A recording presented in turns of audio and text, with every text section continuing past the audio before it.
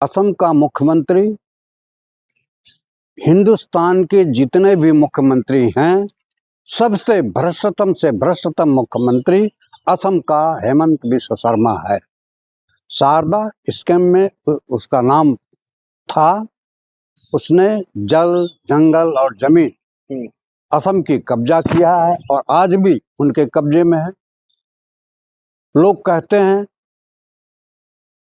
कि भारतीय जनता पार्टी जो वर्तमान में गृह मंत्री अमित शाह हैं, उन्होंने भी हेमंत बिस्वा शर्मा पर आरोप लगाया था कि इसका स्थान जेल होना चाहिए।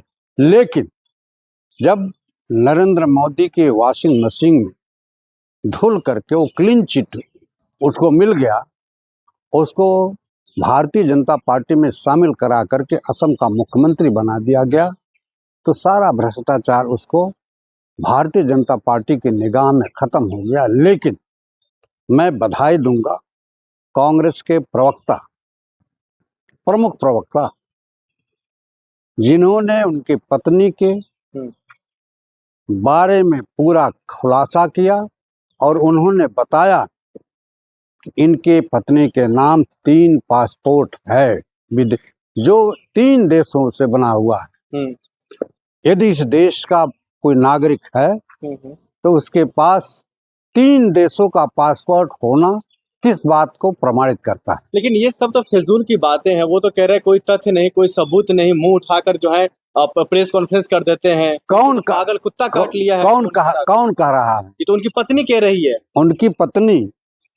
क्या हिंदुस्तान का गृह मंत्रालय ने कोई सर्टिफिकेट दिया? इन 3 देशों में हमारे एम्बेसडर हैं, राजदूत हैं, भारत सरकार की एजेंसियां काम करती हैं। क्या इन एजेंसियों ने कोई प्रमाण पत्र हेमंत बिस्वा शर्मा की पत्नी को दिया कि उनके पास इन तीनों देशों में से किसी भी देश का पासपोर्ट नहीं है? कोई भ्रष्टाचारी कहता है कि मैं भ्रष्टाचारी हूं, तो क्या उनको बचाया जा रहा है? निश्चित रूप से। और हेमंत बिस्वा शर्मा का भी वही हाल होगा जो बिहार में नीतीश कुमार का हुआ है। मतलब आप ये कहना चाह रहे हैं जो हेमंत बिस्वा शर्मा अपने पत्नी को बचाने के लिए वो मतलब जो है देश के साथ वो क्या कहते हैं छलावा कर रहे हैं? निश्चित रूप छलावा कर चुके हैं। अगर छलावा नहीं करते तो 3 देशों के पासपोर्ट उनके पत्नी के नाम से बनता क्यों? मेरे पत्नी के नाम से कोई चीज बने और मुझको जानकारी नहीं रहेगी, मुझको जानकारी है।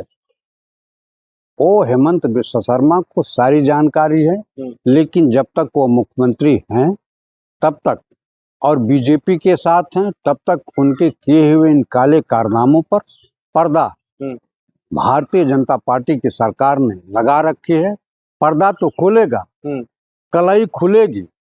इस कलाई को खुलने से कोई रोक नहीं पाएगा। हेमंत बिस्वा शर्मा की पत्नी को जेल जाना पड़ेगा, उसको कोई रोक नहीं पाएगा। लेकिन उनकी पत्नी लगातार कह रही है जो हम पर तमाम जो बातें कही गई हमारे लेकर, तो वो सब चीजें एक कहीं ना कहीं चुनावी स्टंट बना करके पवन खेरा को जो है प्रेजेंट किया कांग्रेस पार्टी ने। एक बात बताइए, क्या उन्होंने कभी स्वीकार किया कि मेरा नाम शारदा स्कैम में है?